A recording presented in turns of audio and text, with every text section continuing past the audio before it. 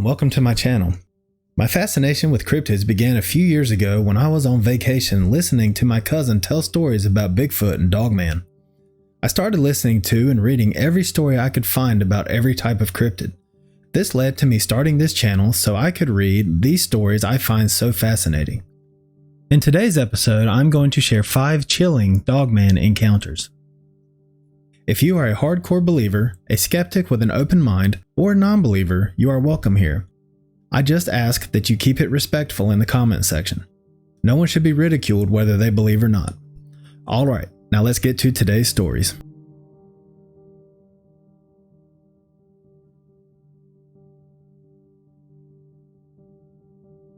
Our first story comes from a poster who was unlucky enough not to have just one encounter with a Dogman, but 2 while living in Hopkinsville, Kentucky. Hopkinsville is in the southwest part of the state, close to the Tennessee border. The small city, which covers a total area of 30.8 square miles, is approximately 60 miles west of Bowling Green, Kentucky, and about 75 miles northwest of Nashville, Tennessee. The first encounter took place in the summer of 2012. The summers in Kentucky are known to be hot and humid. Our OP, who was only 8 years old at the time, woke up one night sweating and decided to open a window to let in some fresh air and cool off his room. When he got up and walked over to the window, he saw something in the tree line near the home's stock pond. The stock pond was used by previous owners who were farmers. These ponds are usually at least 6 feet deep, but no more than 12 to 15 feet deep, and are used for watering livestock and wildlife. He stood by his window watching this figure in the tree line for about 5 minutes before it stepped out into the full moon's light. When he got a good look at this thing, he was horrified. The creature that had emerged from the woods looked like a wolf, except it appeared to be 6 to 7 feet tall. It was partially covered by dark gray fur that gleamed in the moonlight. When stepping away from the woods, it did so on 2 feet, but then dropped down on all fours and covered the ground between the trees and the pond in a matter of seconds, covering approximately 100 yards in no time. It drank from the pond before standing up on 2 legs, and that is when our OP got a good look at this being. It was dreadful looking, with patchy fur, and was extremely skinny. Scars covered its body. He describes it as looking exactly like the werewolf from the 3rd Harry Potter movie. It took off running again, traveling through the cornfield before entering the woods on the other side. He had heard stories about this creature, but didn't believe them until he laid eyes on this thing that night. About a week later, while he and his parents were out of town, he heard about an attack on a neighboring farm where a horse and 3 hogs were ripped apart and devoured by something. He knew exactly what attacked those animals, and, unfortunately, he would see this cryptid again. The next time he would see a Dogman would be 3 years later. During the period between his 2 encounters, he would routinely catch glimpses of unusual things he thought might be the Dogman, but did not see the cryptid again in full until the fall of 2015. Our OP had some friends over and was having a Nerf gun battle as the sun began to set. Eventually, growing tired of their Nerf antics, they decided to start a fire, which they sat around joking and laughing, until they started hearing noises coming from the woods. The laughter quickly ceased and fear settled over the boys, to the extent that they felt the need to arm themselves with makeshift weapons from the nearby woodshed. They came back to the fire with axes, pitchforks, and other similar tools. About 10 minutes passed before they heard rustling coming from the trees not 20 yards behind them. They froze, no one wanting to look to see what was coming up behind them. But finally, one of the boys found the nerve to turn and look, before letting out a scream our OP describes as one that could have brought down the barn roof. They all turned and saw the Dogman. But it wasn't the same one our OP encountered 3 years prior. Unless, of course, he saw an adolescent one years before, and what stood before them now was a full-grown adult. Either way, the Dogman on this night was much taller, an estimated 8.5 to 9 feet tall, with solid muscle and covered in gray fur. The beast was standing on all fours, but when his friends screamed, the monster stood upright on its hind legs and growled at the boys. That's about the time his dad came busting out of the house, shotgun in tow, and asked, "What in God's name is going on?" The boys could do nothing but point and scream. That's when his dad saw it. yelled at it to get out of there, raised his shotgun, and fired twice at this monstrous creature. The Dogman took off into the woods yelping as if it had been hit, and the boys took off running toward the house, running inside and locking all the doors. His dad sat in his chair all night holding his shotgun. All throughout the night, they heard what sounded like scratching all along the side of the house. That lasted until dawn. When they went out the next morning, there were claw marks covering the side of the house. They moved a month later with no further incident, but the 2 encounters with the Dogman still haunts him to this day. As expected, most people who encounter a Dogman only have to live through one ordeal with the massive creature, but 2 encounters with 2 different Dogmen? How unlucky is that? Although it could be argued that this was the same one. The first encounter describes a shorter, scrawny creature with gray fur. The next encounter, 3 years later, describes a much taller, bulky being with the same gray-colored fur, making me think it might have been the same one that just matured in the 3 years between the encounters. What do you think?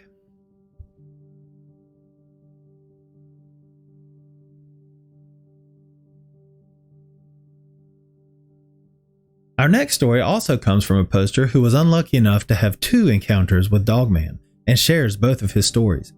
He does not say where he lives or where the encounters took place, but does say that the first one happened on a winding mountain road. The road was not very well lit and homes were scarce in the area. He was riding with his friend who was driving a large pickup truck when an oncoming truck veered into their lane. His friend hit the brakes and laid on the horn, causing the truck to swerve back over into his own lane. Having slowed, they crept forward and saw a dead deer laying in the left lane. Hunched over the top of the deer was an enormous wolf, bigger by far than any wolf the OP has ever seen. Except while it resembled a wolf, it looked to be something else entirely. The creature's front legs were way too long and didn't have any fur on them. The way the wolf was hunched over looked odd and was at a weird angle, making it appear to be hunchback. His friend drove by very slowly as they studied the creature. When the headlights hit the assumed wolf, it looked up at the truck. It was not a wolf. The thing that looked up at them had human eyes. "That was an effing werewolf," he and his friend said at the same time, and they remained quiet for the rest of the ride home. His second encounter happened 2 years after the first. He had pushed the first incident out of his mind and dismissed it as an anomaly. He had moved to a new house and adopted a cat who liked to be outdoors, especially when the weather was nice. This part of the story takes place in October and the nights were getting cooler, so the cat spent nights indoors. At around 11 p.m., our OP went to let the cat in, but she wasn't on the porch where she normally was. He turned the porch light on, stepped outside, and the feeling hit him immediately. Something felt off. His stomach dropped and he felt lightheaded. It was the same feeling he had gotten before when he encountered something supernatural. He stood on his elevated back porch and looked down into the yard where he saw a huge black animal sniffing around like it had something scent. At first glance, it looked to be a very large black bear, but upon further inspection, it looked like a canine. Before he realized what it was or was not, he had taken a few steps and yelled, "Hey!" The thing still hadn't noticed him, and the sudden scream startled it, sending it scrambling away, ripping up large chunks of grass as it did so. The OP, without thinking about his safety or repercussions of such a reckless action, bolted back through the house, out the front door, and into the yard, catching sight of the giant creature's huge tail as it ran into some hedges across the street. In his rage, he yelled at the being again, this time threatening to strangle it with his bare hands if it killed his cat. He then saw a very large canine-like muzzle emerge from the hedge twice before the creature turned and retreated. Our OP immediately returned to his backyard to look for evidence of his cat, but found nothing. After an extensive search, his cat did eventually come back from a hiding spot near his neighbor's house. It was untouched and unharmed, other than being scared and shaking while letting him hold her, which was rare. The OP says he didn't realize at the time that he was dealing with a Dogman, but if he knew what it was, he would not have run after it like he had. I have pets of my own, so I understand the need to want to protect them. But to go charging out after a huge creature like that, he was definitely brave to do so. I'm just glad that he found his cat and that she was alright.